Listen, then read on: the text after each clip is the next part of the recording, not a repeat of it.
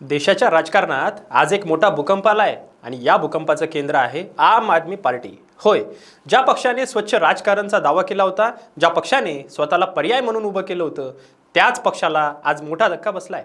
कारण थेट 7 राज्यसभा खासदार आता भाजपमध्ये जाणार असल्याची घोषणा झाली आहे। आणि या सगळ्यात मोठं नाव म्हणजे राघव चड्ढा।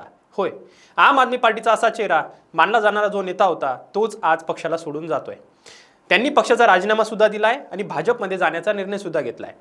फक्त तेच नाही तर त्यांनी आपल्यासोबत आणखीन काही खासदारांची नावं जाहीर केली आहेत। म्हणजे काय, हा फक्त एक नेता गेला नाही तर एक गटच पक्षातून बाहेर पडतोय।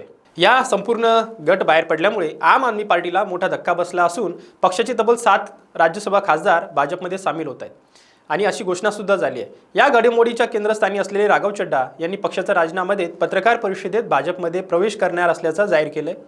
विशेष म्हणजे हा गट बाहेर पडल्यानंतर या घटनेनंतर आम आदमी पार्टीकडून तीव्र प्रतिक्रिया देण्यात आली आहे।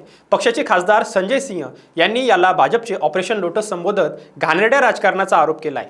त्यांनी म्हटले आहे की भाजपने आम आदमी पक्षाचे खासदार फोडले असून पंजाबची जनता हे कधीही विसरणार नाही।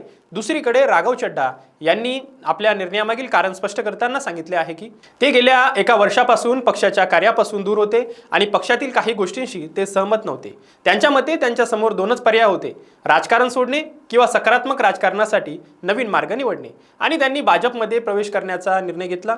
या संपूर्ण प्रकरणामुळे आता राजकारणात अनेक प्रश्न निर्माण झाले आहेत की ही खरोखरच भाजपची रणनीती आहे की आम आदमी पार्टीतील अंतर्गत मतभेदांचा परिणाम, आणि सर्वात महत्त्वाचे म्हणजे जनता याकडे कशा नजरेने पाहणार।